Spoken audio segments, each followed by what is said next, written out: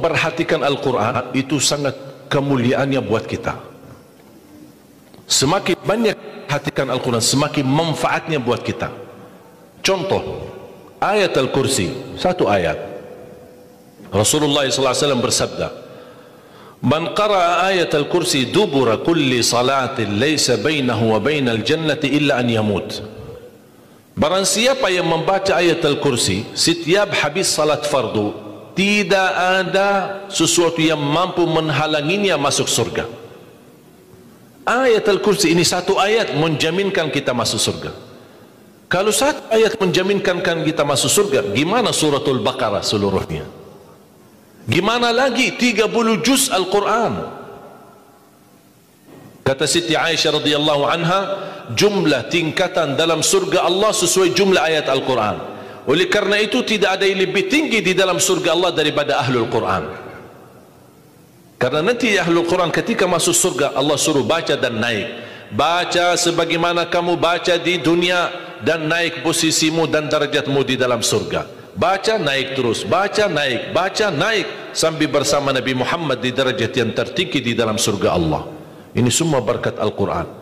Belum lagi syafaat Al-Quran, belum lagi anak penghafal Al-Quran menghadiahkan 2 mahkota untuk kedua orang tuanya, belum lagi setiap satu huruf dapat 10 kebaikan, belum lagi Al-Quran akan menemani kita saat sakratul maut, belum lagi Al-Quran akan temani kita saat menghadapi mungkar nakir di dalam kubur, belum lagi saat dibangkitkan oleh Allah akan bersama Al-Quran sama kita, belum lagi saat dihisab Al-Quran akan menemani kita, belum lagi saat kita berjalan di atas sirat Al-Quran masih berkenan menemani kita sampai ke pintu surga. Bahkan ketika masuk surga Al-Quran tidak akan tinggalkan kita, masih terus masuk bersama kita di dalam surga sampai naik darjat yang tinggi di dalam surga Allah Subhanahu wa taala. Kewajiban kita cuma satu, coba berapa panjang balasan Al-Quran sampai ke surga, tapi diminta cuma satu, berkenan menjadikan Al-Quran teman kita di dunia.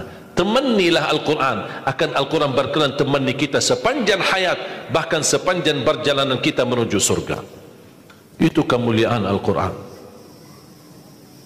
Cukup ada seorang ulama dari At-Tabi'in bernama Abdullah As-Sulami, Abu Abdurrahman Abdullah As-Sulami, Abdullah bin Habib As-Sulami. Ditanya, beliau 70 tahun mengajar Al-Quran. Ditanya, wahai imam, apa yang membuat kamu sabar sampai 70 tahun mengajar Al-Quran? Kata beliau, yang membuat aku sabar dan minat menjaga keistiqomahan, bersabda Rasulullah sallallahu alaihi wasallam, khairukum man ta'allama al-Qur'ana wa 'allamah, sebaik-baik manusia yang mempelajari Al-Quran dan mengajarnya. Itulah ingin saya menjadi orang yang baik bagi manusia, sebagaimana bersabda Rasul, itulah yang membuat saya sabar dalam mempelajari dan mengajar Al-Quran. Siapa yang tidak mau jadi manusia yang terbaik menurut Rasulullah sallallahu alaihi wasallam? Itulah bersama Al-Quran. Mohon maaf, siapa Ali Jabir?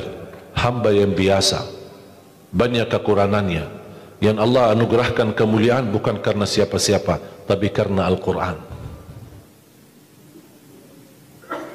Dihormati, didepankan, dan semua orang penghafal Al-Quran, berapapun usianya, dihormati, didepankan, dimuliakan. Semua berkeinginan bisa bersalaman. Kita melihat dan menonton acara Hafiz Indonesia, jangankan anak-anak, bahkan yang cacat luar biasa Allah tunjukkan bagaimana kelebihan Al-Quran. Yang buta bisa hafal Al-Quran, yang lumpuh badannya dan jasadnya seperti alana yang tidak bisa jalan hafal Al-Quran. Naja yang luar biasa dahsyat, otaknya terganggu tapi bisa hafal Al-Quran. Dia tidak bisa baca, kasih Al-Quran suruh baca, dia tidak bisa baca. Tapi ditanya tes hafalannya, hafal. Berapa ayatnya? Hafal. Nomor berapa? Hafal. Kanan kiri hafal, atas bawah hafal. Allah menunjukkan kepada kita, Allah tidak akan melepaskan Al-Quran menjadi jaminan ditolong. Inna nahnu nazzalna dzikra wa inna lahu lahafizun. Kami telah menurunkan Al-Quran dan kami akan menjaganya. Di antara terjaga Al-Quran secara fisik, terjaga Al-Quran secara tulisan, terjaga Al-Quran secara suara, dan terjaga ahlul Quran, para penghafal Al-Quran. Oleh kerana itu jamaah sekalian, selalu saya mendorong masyarakat, kalau kaum muslimin muslimat di Indonesia merasa dirinya gagal menjadi penghafal Al-Quran, jangan putus asa, tetap masih anda bisa menjadi ahlul Quran. Ayo kita lipatkan diri kita melalui yang jadi saham atau saksi baik bagi kita di hadapan Allah, melalui infak kita, sedekah kita, zakat kita, wakaf kita, apa saja, supaya kita datang di hadapan Allah. Ya Allah, mohon maaf, saya belum bisa hafal Al-Quran, tapi hartaku menjadi saksi untuk membantu dan menolong Al-Quran dan binaan Al-Quran. InsyaAllah termasuk ahlul Quran dan mendapatkan syafaatnya Al-Quran di hari kiamat, dan amalan itu menjadi sedekah jariah yang menalirkan pahalanya sampai hari kiamat. Semua harus bisa berjuang. Tidak boleh ada orang berkata saya tidak bisa, tidak bisa hafal. InsyaAllah anakmu bisa hafal. Kalau anakmu belum bisa hafal, InsyaAllah cucumu bisa hafal. Kalau itu pun tidak berhasil, InsyaAllah saham walaupun sedikit seikhlasnya bisa menjadi saksi baik. Infaknya, sedekahnya, ikhlasnya, zakatnya, wakafnya, semua bisa menjadi saksi baik. Karena kita mendapatkan sebuah kemuliaan Al-Quran. Al-Quran kitab suci yang tidak ada keraguan di dalamnya. Sayang sekali kita bisa kehabisan berhari-hari tidak baca Al-Quran.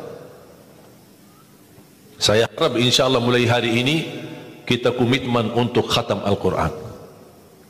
Siap? Sedikit demi sedikit, istiqamah lebih baik daripada banyak tapi terputus. Dan itu bersabda Rasulullah SAW, khairul amali adwamahu wa inqal, sebaik-baik amal sedikit tetapi istiqamah daripada banyak tapi terputus. Makanya setiap waktu salat baca 4 halaman. 4 kali 5 sudah 20. Kira-kira cocok? Hah? Siap bu? Mau fikir dulu ya? Kira-kira mau nggak lebih mudah lagi? Masih mau lebih mudah lagi ya? InsyaAllah masih ada, jangan khawatir.